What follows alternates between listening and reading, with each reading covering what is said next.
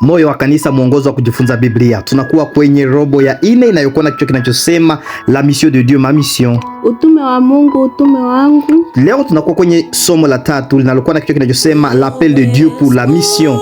Wito wa Mungu kwa utume. Verset clé, acte 1:8. Mais vous recevrez une puissance, le Saint-Esprit survenant sur vous.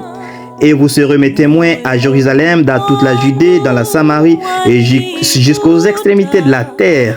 Matendo ya Mitume 1:8. Lakini mtapokea nguvu akisha wajilia juu yenu Roho Mtakatifu, nanyi mtakuwa mashahidi wangu katika Yerusalemu na katika Uyahudi wote na Samaria na hata mwisho wa nchi.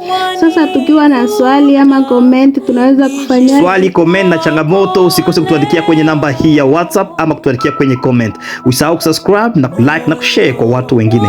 Hivi ukifanya hivyo utakuwa umefanya utume. Mungu akubariki. Karibuni kwenye somo la leo.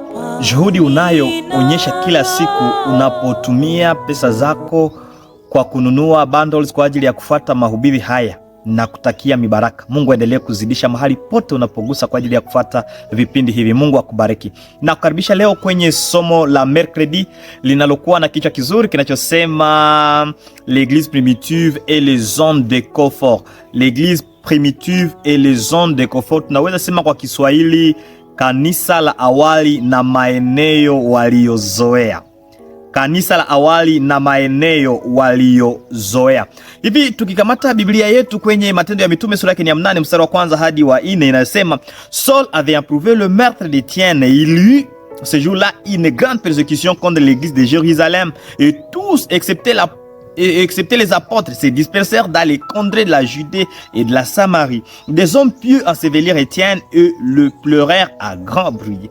3. Saul, de son côté, ravageait l'église. Pénétrant dans les maisons, ils en arrachaient hommes et femmes et le faisaient jeter à prison.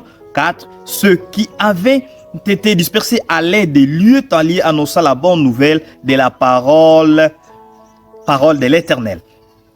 Tunaona kwamba mpaka pale unaona tunakuwa kwenye Matendo ya Mitume sura yake ni ya 8, lakini kwenye Matendo ya Mitume sura yake ni ya kwanza, Yesu aliwaambia wanafunzi akasema, mtapokea Roho Mtakatifu, mtakuwa mashahidi wangu katika Yerusalemu, Yudea, Samaria na mpaka mwisho wa dunia. Lakini mpaka pale wa mitume walikuwa hawajakwenda. Walikuwa bado wangaliki Yerusalemu. Hata kama wakienda mahali fulani walikuwa wanaenda hubiri tu Wayahudi wenzao tu. Kwao ni kusema hawakutaka watu wengine wasiokuwa Wayahudi ambao walikuwa wanawaita wasiotahiriwa, hawakutaka wale wapate wokovu. Na sasa kwenye Matendo ya Mitume 8:1 hadi 4 unaona ya kwamba kitu kulitokea persecution ama mateso. Mateso yalipoanza tunaona bingwa pale kunakuwa Paulo ambaye alikuwa ni Saulo hiyo wakati akitesa kanisa, akiwatesa watu, akapersecute kanisa na akashuhudia hata kwa kifo kia Stefano. Nikusema kanisa lilipojikuta kwamba limeteswa pale Yerusalemu, likalazimishwa kukimbia Yudea, Samaria, na huko mahali lilipokuwa likienda walikuwa wakihubiri hivi kitu kilichowasukuma, walikuwa wamezoea Yerusalemu, ilikuwa lieu de confort yao, walikuwa wamezoea vizuri. Wale wa Kristo wa awali, kanisa la awali, walikuwa wamezoea pale Yerusalemu. Lakini siku ilipofika walipoteswa, mateso ikawalazimisha kukimbia Yudea, Samaria. Walikuwa wakienda huko kwa ajili ya kuhubiri. Les disciples de Jésus et l'église primitive n'avaient pas l'intention de voir le païen venir au Seigneur. Ils avaient encore une vision très étroite de ce que devrait être la mission de l'église. Walikuwa hawataki kuona watu wakihubiriwa. Walikuwa nadhani kwamba wokovu ni wao tu Wayahudi pekee, lakini utume wa Mungu ni kwa watu wote. Mungu ametuita tuhubiri mahali pote. Hata huyu Petro ambaye alikuwa miongoni mwa waliokuwa wakishimamia kanisa la awali, yeye pia alikuwa amejulikana ya kwamba yeye ndiye mitume wa waliotahiriwa ama Wayahudi tu. Hakutaka kuhubiri mahali pengine.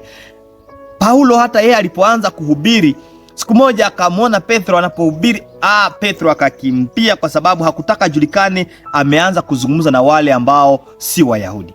Hivi ndugu yangu, Mungu ametuita kutoka mahali tulipo kwenda mahali pengine pote, na tukikataa kunaweza kuwa hatari ambazo zinaweza kutufikia na zinatulazimisha kutoka pale kwa ajili ya kwenda hubiri. Hivi nataka uhubiri hata kabla mambo mabaya hayajakuja. Asante Yesu kwa neema yako.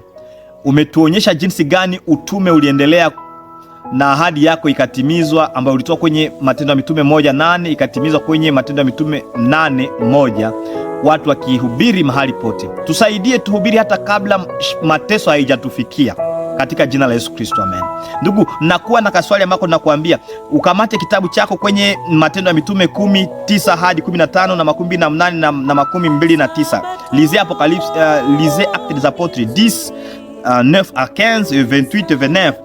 Utaona pale kuna ujumbe gani ambao Mungu alitolea Petro na namna gani tunaweza kuutumia katika siku hii kwenye utume wetu. Uandike kwenye comment kile ambacho nakipata kwenye mashairi haya. Mungu akubariki.